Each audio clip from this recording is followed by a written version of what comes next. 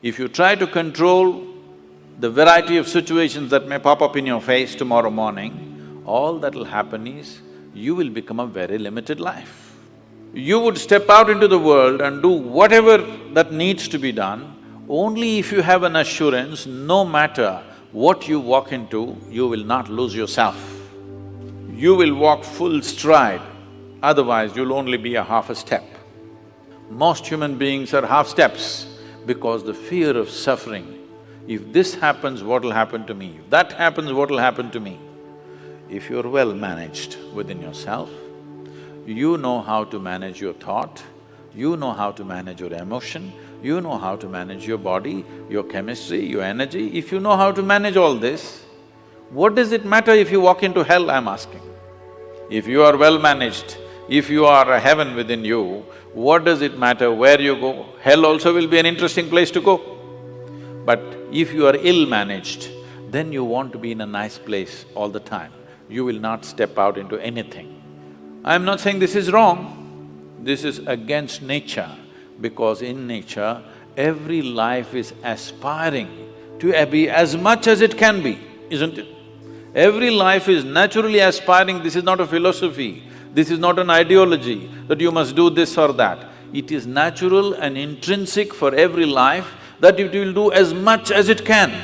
From a worm to an insect to a bird to an animal to a tree, every one of them are trying to be full-fledged life. If you go against this simply because of the fear of suffering, then all possibilities of exploring the nature of being human, the tremendous immensity of being human is just lost upon humanity. Today, you will see this everywhere. When people say, I am only human, they are talking about the limitations of being human. They are not talking about the possibilities of being human, isn't it?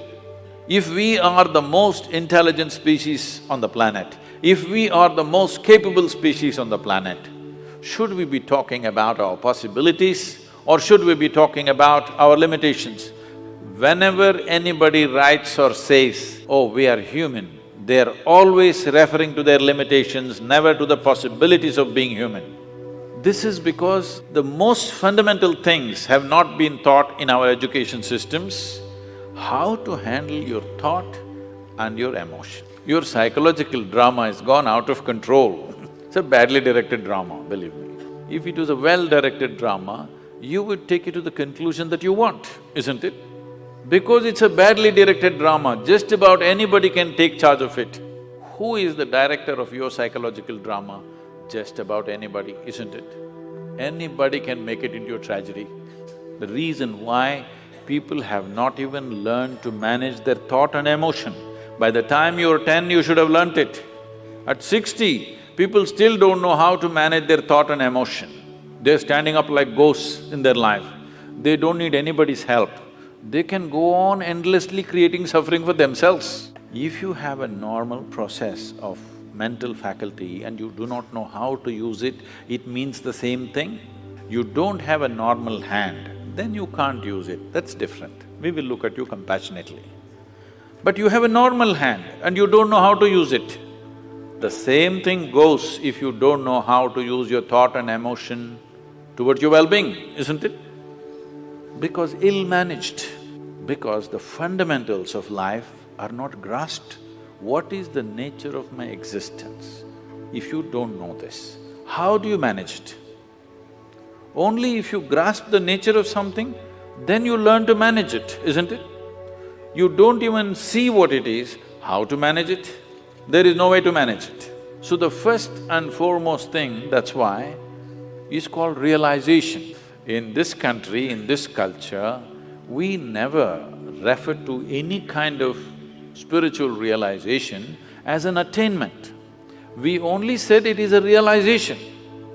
Realization means you simply saw what is already there. You did not invent anything. You did not climb the top of a mountain. You are beginning to see everything just the way it is. But that has become such a rarity that it is being hugely valued.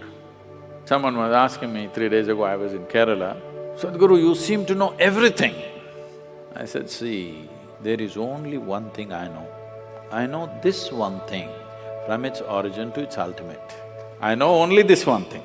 But because the nature of human experience is such, you know everything only through this one, isn't it?